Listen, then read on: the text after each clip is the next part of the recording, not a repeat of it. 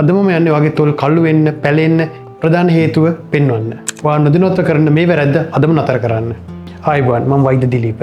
ඔයාගේ තොල් නිතරම වියලි පැලුණු තද පැහැවිල්ල තියෙනවද? ගොඩකාට මේට හේතුව නොදනොත්ම කරන පුරුද්දක්. ඒ තමයි තොල් ලෙව කෑම. නැත්තම් ලිප්ස් ලිකින්. ඔයාගේ කෙලවල තියෙනවා ආහාර ජීර්ණයට අවශ්‍ය වෙන එන්සයිම් වර්ග. ඔයා තොල් ලෙව කනකොට මේ එන්සයිම් ඔයාගේ සභාග හැමේ තියෙන තෙල් තට්ටු ඉවත් කරලා තොල් තවත් වීලි කරනවා. මේකෙන් වෙන්නේ තවත් තොල් වියලි වෙලා පැලෙන්න පටන් ගන්න එක. මේකට අපි කියන්නේ ලික් එක්සිමා කියලා. ඒ වගේම හිරුවෙලට නිරාවරණය වීමත් එක්ක තොල් කළු පැහැවෙන්න පුළුවන්. මේකෙන් ආරක්ෂා වෙන්න මුලින්ම තොල් ලෙව කන පුරුද්ද නවත්තන්න ඕන. ඒ වෙනකොට හොඳ ලිප් බාම්යක් භාවිත කරන්න ඕන.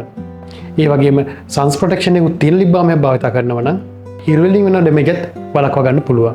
ඒ වගේම දවසට ප්‍රමාණවත් තරම් වතුර පානය කිරීමත් ස්මෝකින් වැනි ලිප් එකට ඩැමේජ් කරන උණු තේ වගේ දේවල් පානය කිරීමේදී තොල් පිච්චෙන්නේ නැති වෙන්න පරිස්සමෙන් භාවිත කරන්න පුළුවන් නොත් ඔබට මේ ඩැමේජ් එක නවත්ත ගන්න පුළුවන්. මේ සරල පුරුදු වලින් ඔබට නිරෝගීමත් ලිප්ස් දෙකක් ලබා ගන්න පුළුවන්.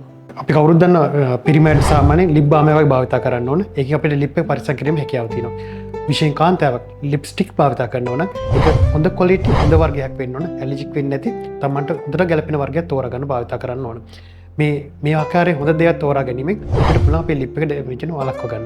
ඒකෙම ලිප් එක ඩැමේජ් වෙලා තියෙනවා, කළු වෙලා තියෙනවා, අඳුරු වෙලා තියෙනවා. ඒක ලේසර් ප්‍රතිකාරයෙන් මගින් ඒ තොල් දෙකේ තියෙන කළු පාට ඉවත් කරලා ප්‍රෝසපයිට් නැත්නම් ලා පැහැති තොල් දෙක ලබා ගැනීම හැකියාව තියෙනවා.